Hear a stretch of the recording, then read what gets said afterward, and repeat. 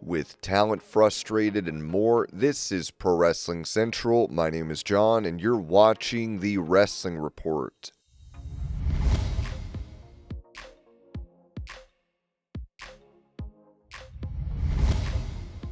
Talking about her role in a series, Becky Lynch posted this to social media. Star Trek Starfleet Academy has everyone buzzing, not just because I'm in it. The cast is jam-packed with talent, and the action is non-stop. It's going to be must-watch TV. Here's your first look at the hottest new show of 2026. If you're wondering, yes, I do my own stunts.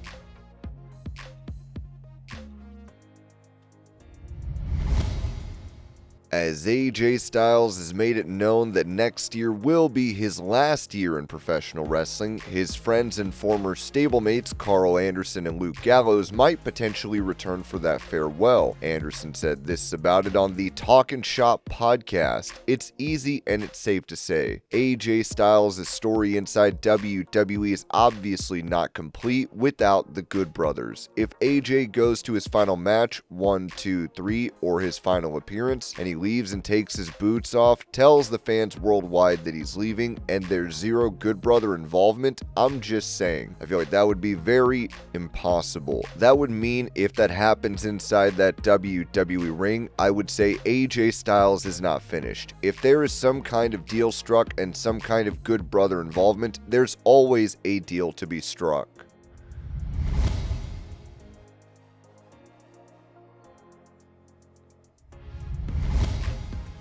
Asked how he handles criticism from fans, WWE President Nick Khan told Impulsive, "If a fan out there says, hey, this piece of president of the company, doesn't matter to me. If they also said, this guy is so great, doesn't matter. If I'm close with you, then I care what your opinion is of me. If you walked into a crowded restaurant and said, please give me your anonymous feedback, and they came back saying, your hair is too white, your shirt is too ugly, and I'm like, hey, how could you say these things? You asked for it. I get it. I've never once searched my name on X. I've never once searched my name on the internet. Whether it's positive or negative, I don't care about that. I care about at WWE, part of my job is ratings, revenue, and relevancy. We refer to it as the 3 R's. Those are the things I'm focused on."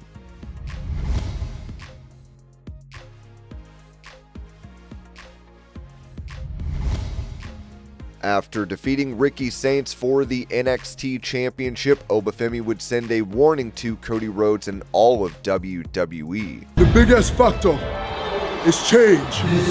Change came knocking at the door of Ricky Saints tonight, and it asked for his title, and he had no choice but to relinquish, because change always wins.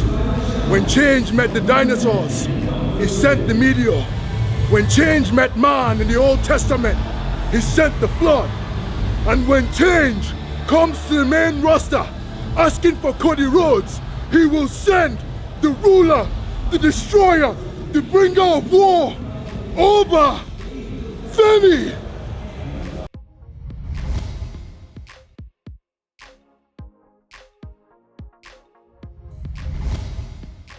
Speaking about what AEW could do to help themselves in the long term, Eric Bischoff noted on his 83 Weeks podcast, hiring new people? What for? It's just paperwork. They're not making you any money, so why do it? If they bring in a new sponsor, they're going to make money off it, and it gives the perception to other ad buyers that this is the right place to be. You've got to be more than an internet wrestling fan to be able to go out and sell to people who buy professionally. You really have to know your business at a level beyond just being a fan of it.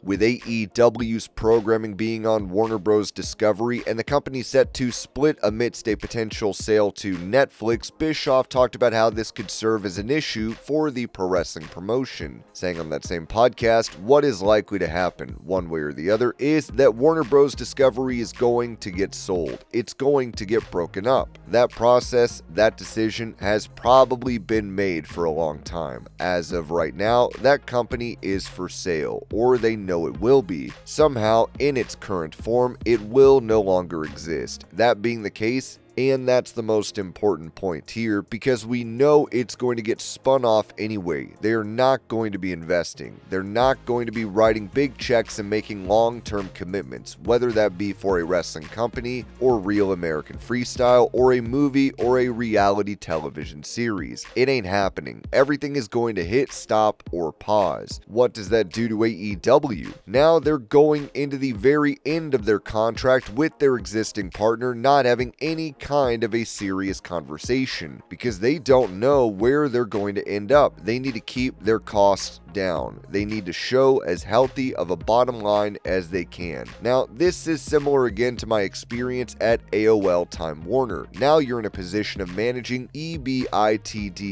because eventually your sale price, or whatever the strategy ends up being, is all going to be computed based on EBITDA, your bottom line. So in order to do that, you cut costs and you don't make long-term commitments. That's the position as of today, as of this podcast, that AEW is currently in, given what's going on in the marketplace.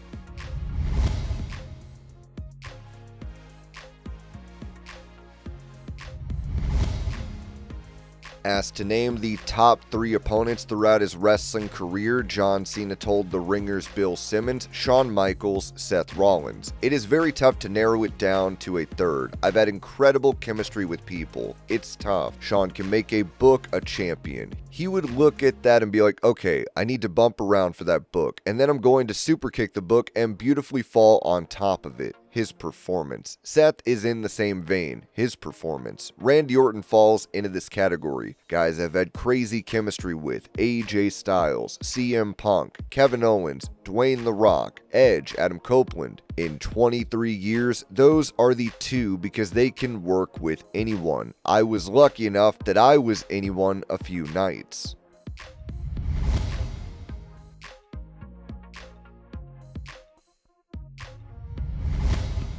Speaking about his upcoming retirement match in WWE, John Cena noted on the Joe Rogan Experience, "I'm gonna retire on the 13th. They will be moved on by the Royal Rumble. That is real facts. I will be forgotten. That is not a plea to sympathy like always remember me. By the Royal Rumble and the road to WrestleMania, nobody gives a damn because they're focusing on what the show is. 3 weeks after I retire, nobody's gonna give a damn. I am absolutely 100% done. The 13th of December on Peacock is my last in-ring performance. I will never wrestle again."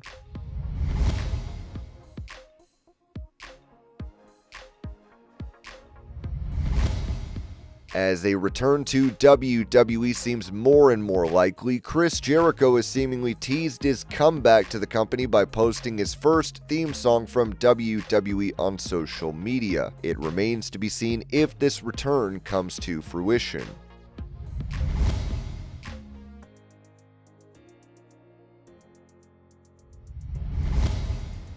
In an update on the health of Penta after being injured in his match against Solo Sikoa, Dr. Odisio said this on social media: "Penta is recovering very well and he has been cleared to wrestle again, but I cannot say if he will wrestle on December 20th, not because of his injury, but because of WWE. It depends 100% on WWE if he can compete."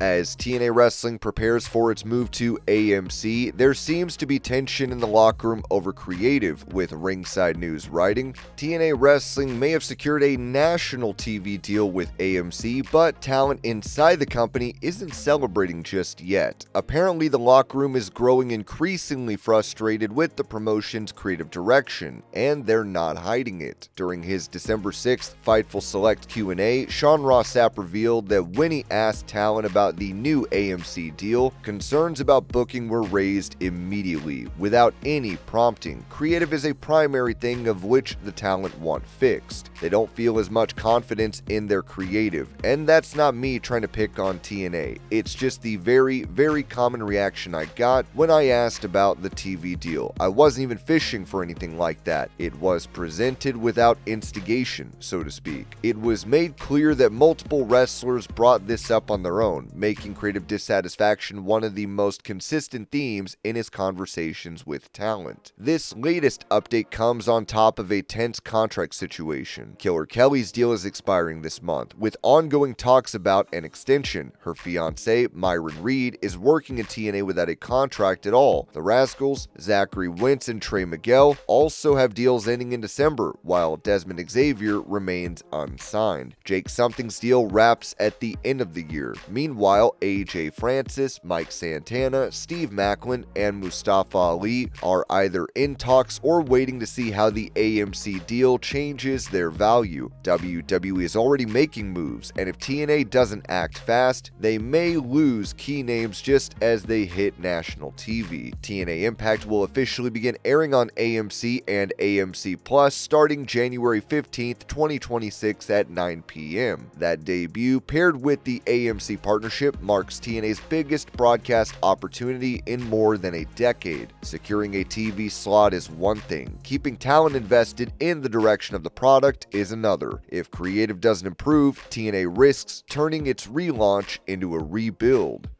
And this was your pro wrestling news update. I hope you're all having a great day. Thank you so much for watching, and I will see y'all later.